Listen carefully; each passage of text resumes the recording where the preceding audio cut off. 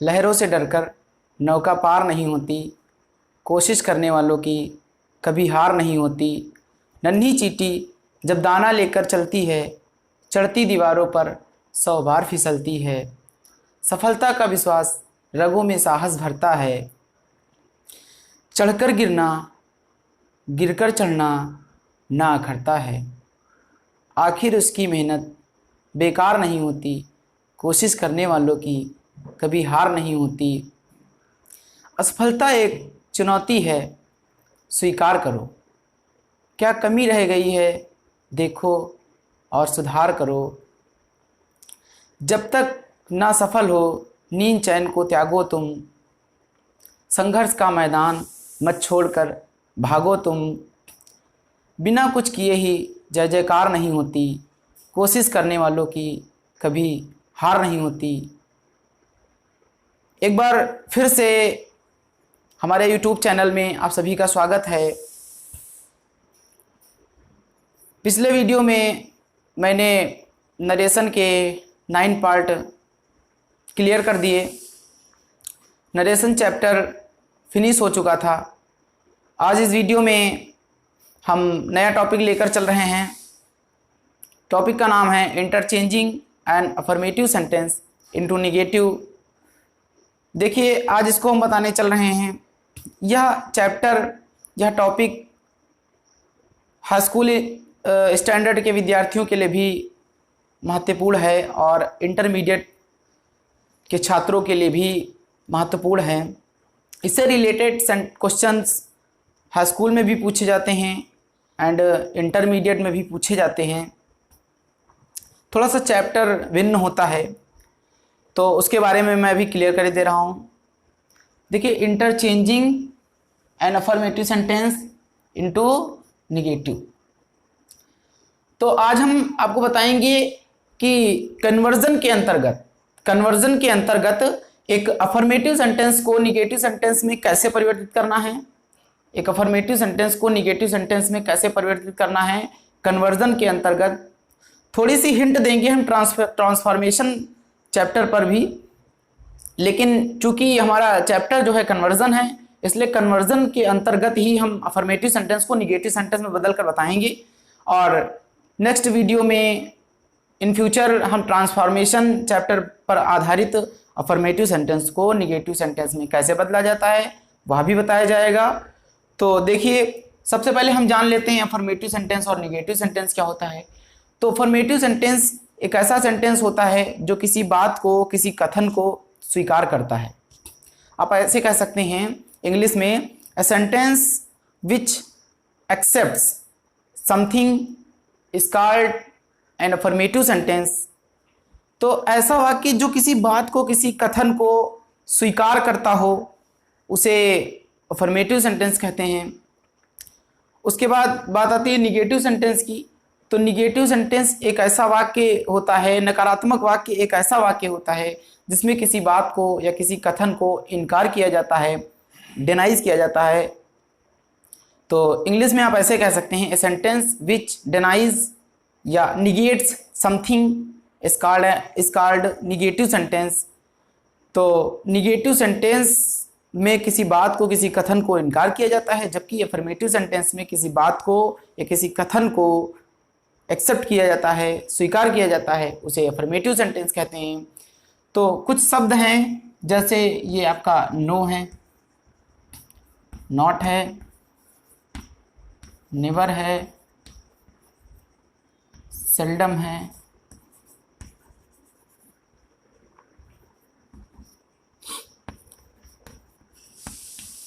Neither है, इसको neither भी बोलते हैं, नॉर है।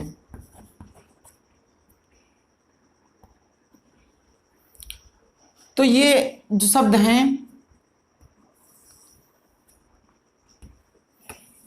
जितने भी शब्द लिखे हैं यहाँ पर, ये शब्द अगर सेंटेंस में आ जाते हैं तो सेंटेंस निगेटिव हो जाता है।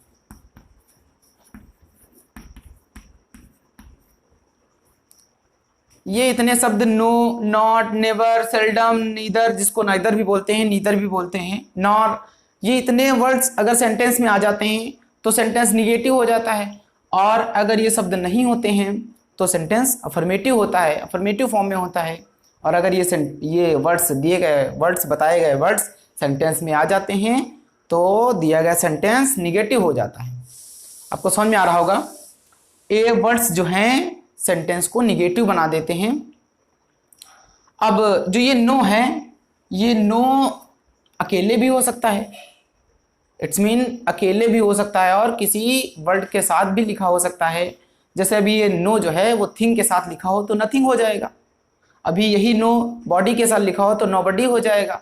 और यही नो वेयर के साथ लिखा हो तो नो वेयर हो जाएगा। अभी वन के साथ लिखा हो तो नो वन हो जाएगा, जिसको हम नो वन और नन दोनों कहते हैं।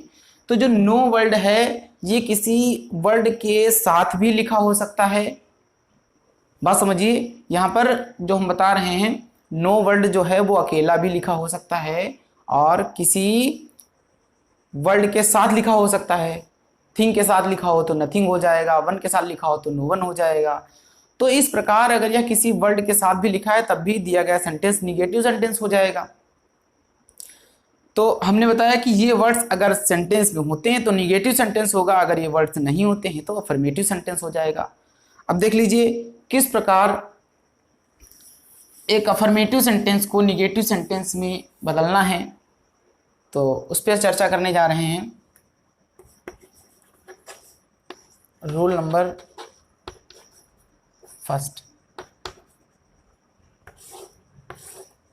रूल नंबर फर्स्ट, कुछ स्पेसिफिक वर्ड्स होते हैं, कुछ विशेष शब्द होते हैं जिनको बदल दिया जाता है वाक्य में और कोई चेंजिंग नहीं की जाती है और इस प्रकार एक अफर्मेटिव सेंटेंस निगेटिव सेंटेंस में चेंज हो जाता है। कुछ ऐसे ही स्पेसिफिक वर्ड्स होते हैं जिन्हें बदल दिया जाता है। देखिए जैसे आपका नो है, सॉरी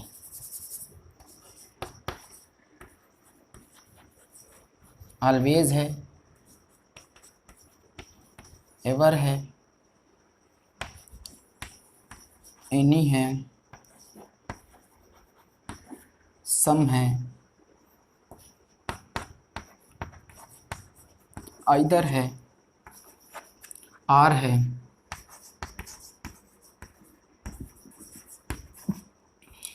ऑलरेडी है। और आपका एक बच गया, ये देखिए यहाँ पर जो ये ऑलवेज और एवर लिखा है, ऑलवेज और एवर इसको चेंज करेंगे नेवर में। निगेटिव सेंटेंस बनाने के लिए ऑलवेज और एवर को नेवर में चेंज किया जाएगा और जो एनी है और जो सम है इसको बदलेंगे नो में। हमने पहले ही बता दिया कि एनी और सम भी किसी वर्ड के साथ हो सकता है। एनी अकेला भी लिखा हो सकता है सेंटेंस में और जो सम है वो भी अकेला लिखा हो सकता है। और कभी कभी ऐसा भी हो सकता है कि एनी के साथ थिंग लिखा हो तो एनीथिंग, सम के साथ थिंग लिखा हो तो समथिंग, एनीथिंग समथिंग। इसी प्रकार एनी के साथ अगर वन लिखा हो तो एनी वन, सम के साथ वन लिखा हो तो सम वन। इसी प्रकार एनी के साथ अगर बॉडी लिखा हो तो एनी बॉडी और सम के साथ बॉडी लिखा हो तो सम बॉडी। तो इस प्रकार आप यहाँ पर एक चीज़ समझ लीजिए कि एनी और सम अकेला भी लिखा हो सकता है और एनी और सम के साथ कोई और अदर वर्ड भी लिखा हो सकता है। तो फिर उसको उसके अनुसार ही बदल देना है। अगर एनीथिंग है, समथिंग है तो आपको नथिंग में बदलना है। एनी बॉडी सम बॉडी है तो नो बॉडी में बदलना है। एनी वन समवन लिखा है तो आप इसको नो वन में बदल दीजिए या फिर नन में बदल दीजिए। इधर देख लीजिए, नो वन में या फिर नन में बदल दीजिए। इस प्रकार आप एनी वन और समवन को बदल सकते हैं।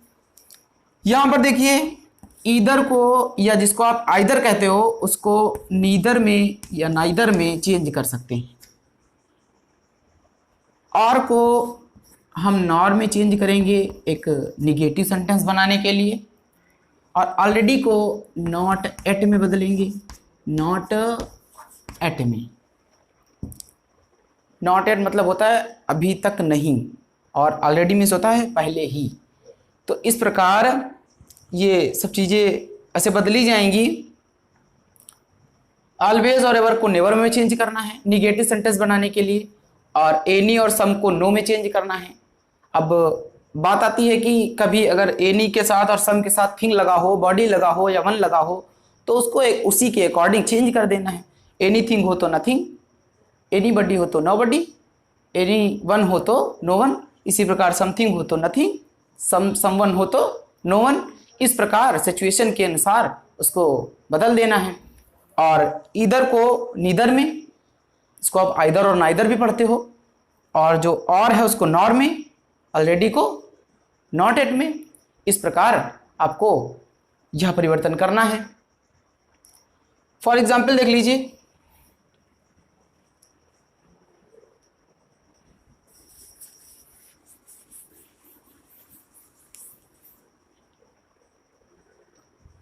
लिखा है ही always comes to school in late। अब इसको निगेटिव बनाना है, तो निगेटिव बनाने के लिए he always comes to school in late, तो जो always है इसको चेंज कर देना है। ही ऑलवेज की जगह लिखोगे never comes to school in late. देखिए ये सेंटेंस निगेटिव फॉर्म में हो गया, जबकि ऊपर वाला सेंटेंस जो था वो अफर्मेटिव फॉर्म में था। अब अगला देख लीजिए एग्जाम्पल, लिखा है I have something to eat. इस प्रकार देख लीजिए निगेटिव सेंटेंस इसको बनाना, लिखा है I have something to eat, I have something to eat. अब इस सेंटेंस को निगेटिव फॉर्म में चेंज करना है, तो निगेटिव फॉर्म में चेंज करना है तो देख लीजिए यहाँ पर समथिंग लिखा है। हमने बताया कि सम और एनी अकेले भी लिखा हो सकता है और इसके साथ कुछ जुड़ा भी हो सकता है। तो आई हैव, अब यहाँ पर सम के साथ थिंग लगा हुआ है तो आपको नो के साथ थिंग जोड़ना है, तो इसको बोलेंगे नथिंग, नथिंग टू ईट। इस प्रकार ये निगेटिव फॉर्म में हो गया। अभी सेंटेंस लिखा हो तीसरा, I saw someone standing at the gate.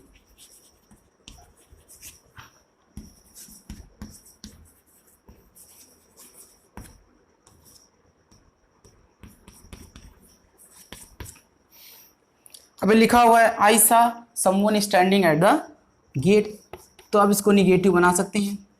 जहां पर समवन लिखा है हमने बताया ना एनी और सम के साथ थिंग भी हो सकता है, बॉडी भी हो सकता है, वन भी हो सकता है, तो उसको उसी के अनुसार बदल देना है। तो आई सा समवन की जगह आपको सम की जगह तो नो लिखना है और जो आगे लिखा हुआ है वही आपको फिर लिख देना है, नो वन। आप इसको नन भी लिख सकते हैं, नन। उसके बाद सेंटेंस आगे वाला लिख देना है, स्टैंडिंग एट द गेट। इस प्रकार देखिए ये इनका परिवर्तन हो गया है। चौथा आप देख लीजिए, आई हैव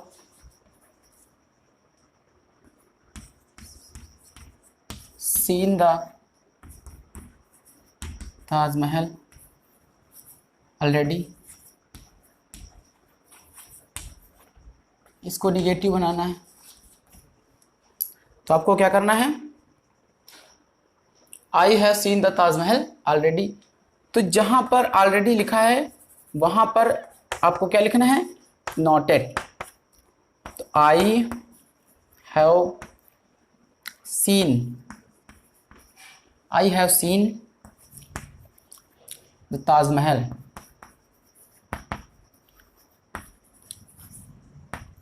ताजमहल और ऑलरेडी की जगह नॉट एट।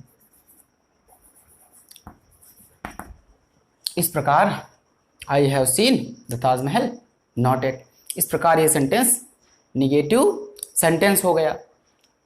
तो ये तो हमारा था रूल नंबर 1। अब हम बता रहे हैं rule number 2।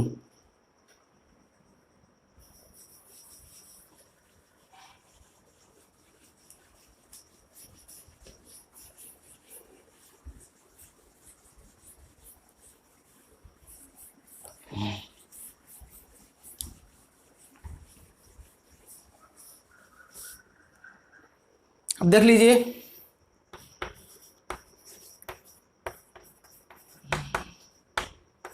Rule number 2। Rule number 2 on the basis of helping verb. जो पहला नियम बताया on the basis of some words था, कुछ शब्दों के, विशेष शब्दों के स्पेसिफिक वर्ड्स के होने पर उनको किस किस तरीके से बदलना है, वो सब बातें मैंने कर ली हैं, उन पर चर्चा कर ली है। अब ये रूल नंबर 2 है on the basis of helping verb. Helping verb, यदि कोई हेल्पिंग वर्ब आ जाती है अफर्मेटिव सेंटेंस में, तो आप उसको निगेटिव सेंटेंस कैसे बनाएंगे। अब आपको पता है कि हेल्पिंग वर्ब दो प्रकार से आ सकती है, या तो प्राइमरी हेल्पिंग वर्ब आ सकती है या तो मॉडल हेल्पिंग वर्ब आ सकती है। तो इसमें आपको यही पढ़ना है, हेल्पिंग वर्ब। हेल्पिंग वर्ब, अब हेल्पिंग वर्ब दो तरीके से आ सकती है, या तो प्राइमरी हेल्पिंग वर्ब आ सकती है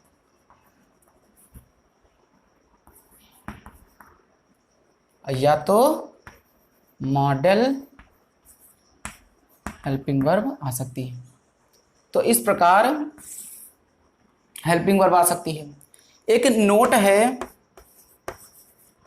इस नोट को आपको ध्यान रखना है, ये नोटिस करने वाली चीज़ है, नोट है, इसको ही आपको ध्यान रखना है, बाकी कुछ नहीं है।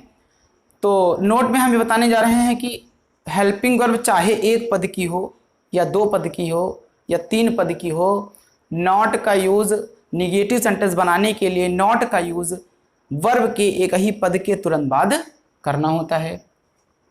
तो हेल्पिंग वर्ब एक पद, दो पद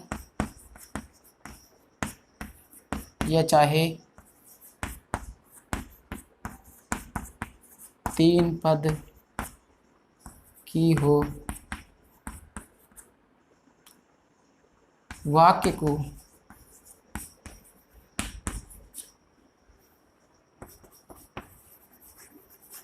निगेटिव सेंटेंस बनाने के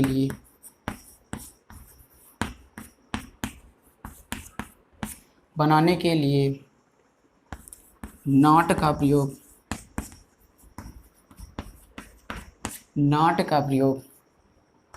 वर्ब के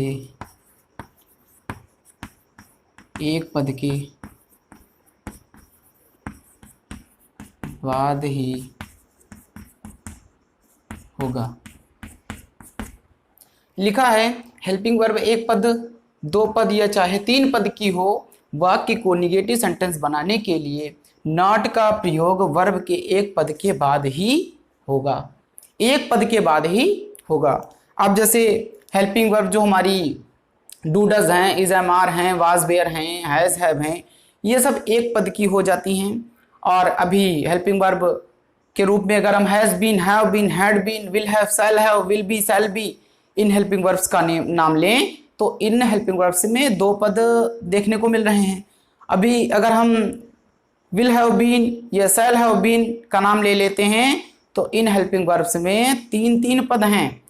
तो ऐसी सिचुएशन में आपको यह नोट याद रखना है कि हेल्पिंग वर्ब चाहे एक पद की हो, दो पद की हो या तीन पद की हो, नॉट का प्रयोग हेल्पिंग वर्ब के एक ही पद के बाद किया जाएगा। अब देख लीजिए, जैसे लिखा है he is learning his lesson, his lesson. तो इस प्रकार इसको निगेटिव बनाना है। तो क्या हो जाएगा यहाँ पर, ही इज, सॉरी, नॉट बनाने के लिए यहाँ पर जो ये हेल्पिंग वर्ब है इज, ये एक पद की है, इसलिए इसके बाद हम नॉट लगा लेंगे। Not learning his lesson. अभी हेल्पिंग वर्ब दो पद की हो जाए, लिखा हो he has been learning his lesson for 2 hours।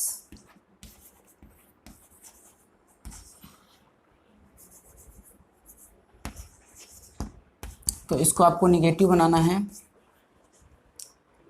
तो लिखा है he has been learning his lesson for 2 hours, ये सेंटेंस लिखा है। तो हेल्पिंग वर्ब जो है ये हैज़ बीन है। हैज़ बीन आपको देख रहा है, हैज़ बीन, ये helping verb primary helping verb है, 2 पद की है। और हमने बताया नोट में कि एक ही पद के तुरंत बाद नॉट का यूज़ किया जाएगा। तो यहाँ पर आप निगेटिव सेंटेंस ऐसे बनाएंगे, लिखेंगे ही हैज़, फिर उसके बाद नॉट, फिर उसके बाद बीन, फिर उसके बाद learning his lesson for 2 hours। इस प्रकार पूरा ऐड कर देंगे। तो यहाँ पर हमें यही बताना था कि एक पद के बाद नॉट का यूज़ किया जाएगा। अभी एक और सेंटेंस लिख के बताते हैं। लिखा हो यहाँ पर I can solve these questions, और इसको निगेटिव बनाना हो तो यह जो कैन है यह एक मॉडल हेल्पिंग वर्ब है, इसके बाद आपको नॉट जोड़ना है। आई कैन नॉट, बाकी से सेंटेंस वैसे ही आप लिख देंगे। तो इस प्रकार ये सेंटेंस निगेटिव फॉर्म में हो गया। तो आपको समझ में आ गया होगा on the basis of some words, कुछ निश्चित शब्दों के होने पर किस प्रकार सेंटेंस को निगेटिव बनाया जाएगा, और on the basis of helping verb के होने पर एक अफर्मेटिव सेंटेंस को निगेटिव सेंटेंस में कैसे चेंज करना है, ये आपको समझ में आ गया होगा। अब देखिए रूल नंबर 3।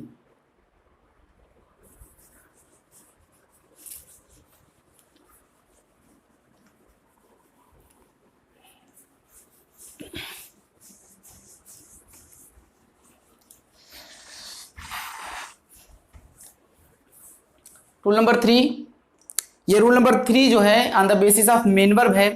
आपको पता है कि मेन वर्ब, प्रत्येक मेन वर्ब की 5 अवस्थाएं होती हैं। प्रत्येक मेन वर्ब की 5 अवस्थाएं होती हैं।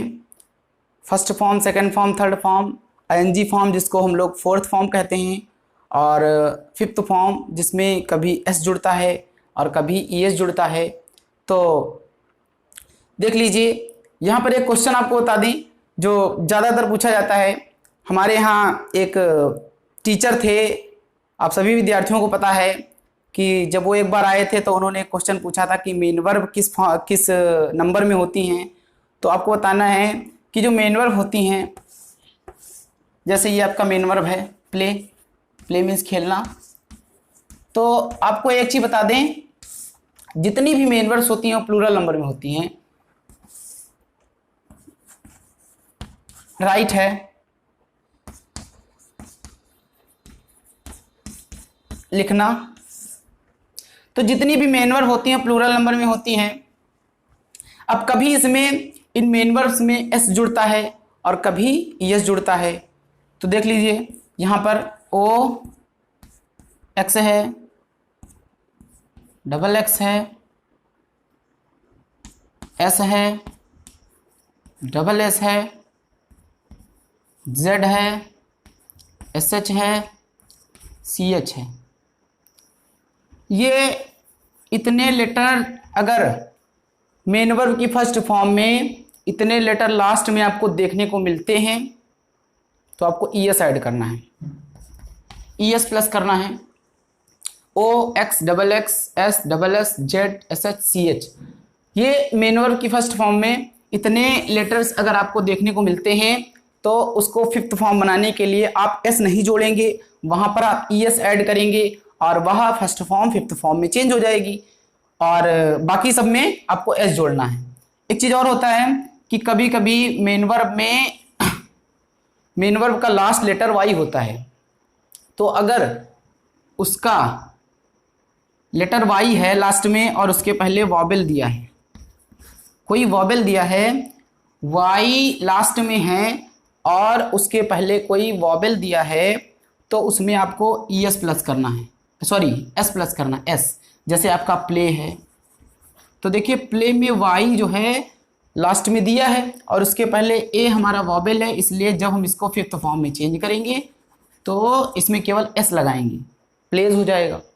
इसी प्रकार अगर लास्ट में वाई है और उसके पहले कोई कॉन्सोनेंट है, कॉन्सोनेंट है, देखिए कॉन्सोनेंट है तो आपको क्या करना है, वहां पर वाई को रिमूव करना है, वाई को रिमूव कर देना है, और वाई को रिमूव करने के बाद उसमें आई ई बढ़ाना है, आई ई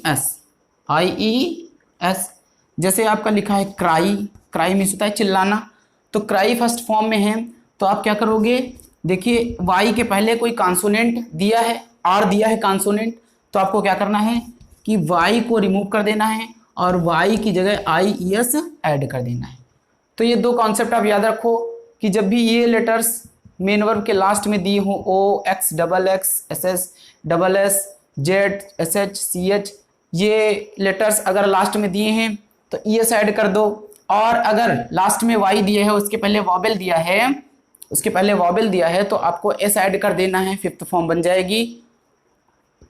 और अगर लास्ट में वाई दिया है किसी मेन वर्ब में, उसके पहले कॉन्सोनेंट दिया है, तो वाई को रिमूव कर देना है, वाई के स्थान पर आई ई एस ऐड कर देना है।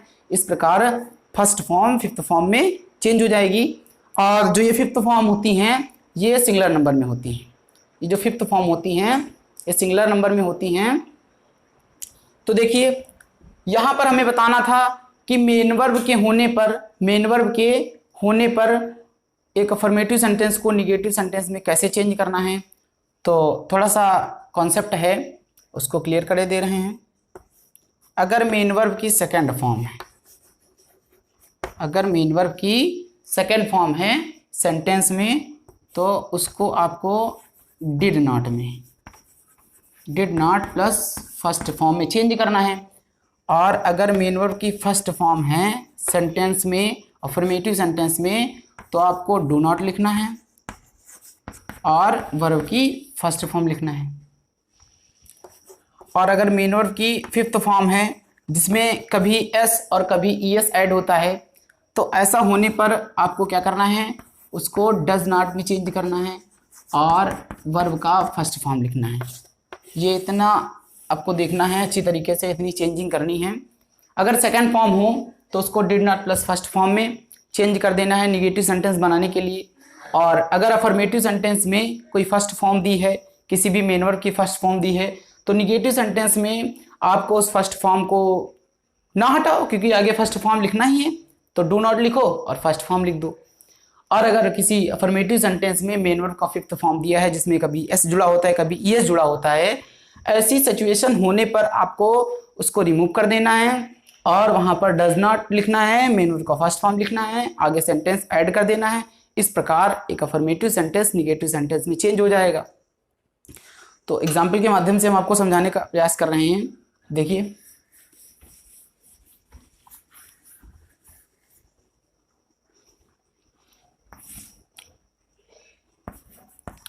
he wrote a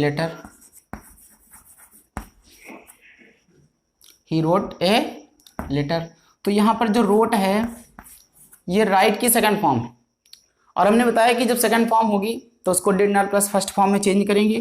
तो निगेटिव सेंटेंस बनाने के लिए आपको लिखना है ही, यहाँ पर थोड़ा सा परिवर्तन करना है, डिड नॉट लिखना है, और रोट जो है राइट की सेकंड फॉर्म है, इसका फर्स्ट फॉर्म राइट हो जाएगा, राइट ए लेटर। ठीक है। इस प्रकार सी सिंग्स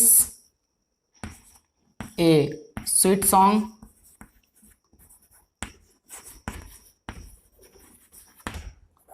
ये सेंटेंस दिया हुआ है, इसको आपको निगेटिव फॉर्म में चेंज करना है। तो यहाँ पर देखिए सिंग्स जो है इसमें एस ऐड है, ये मेन वर्ब की फिफ्थ फॉर्म है, इसको आपको चेंज करना है, निगेटिव सेंटेंस बनाना है। तो इस फिफ्थ फॉर्म को आप does not plus first form में चेंज कर देंगे। तो सी डज नॉट, और इसको फर्स्ट फॉर्म में लिखना है तो एस हटा देना है, sing a sweet song, a sweet song. इस प्रकार अभी एक सेंटेंस और लिखा है, I we play cricket in the ground. तो आपको क्या करना है, निगेटिव सेंटेंस बनाना है। वी, ये फर्स्ट फॉर्म दिया है तो लिखेंगे do not plus first form, तो ये फर्स्ट फॉर्म ऑलरेडी दिया है, we do not play cricket in the ground. तो इस प्रकार ये दिए गए अफर्मेटिव सेंटेंस निगेटिव सेंटेंस में चेंज हो गए हैं। तो इस प्रकार आपको एक अफर्मेटिव सेंटेंस को निगेटिव सेंटेंस बनाना है। कन्वर्जन में सेंटेंस का रूप भी बदल जाता है और उसका मीनिंग भी बदल जाता है। तो हमने आज आपको इस वीडियो में कन्वर्जन के अंतर्गत इंटरचेंजिंग बताई है, interchanging an affirmative sentence into negative sentence. Conversion के अंतर्गत एक अफर्मेटिव सेंटेंस को निगेटिव सेंटेंस कैसे बनाया जाता है, इसके अंतर्गत मैंने चार नियम बता दिए हैं। और इसी प्रकार इस तरह से हमारा वीडियो यहाँ पर फिनिश होता है। आप इसको अच्छी तरीके से समझ लें और नोट कर लें। धन्यवाद।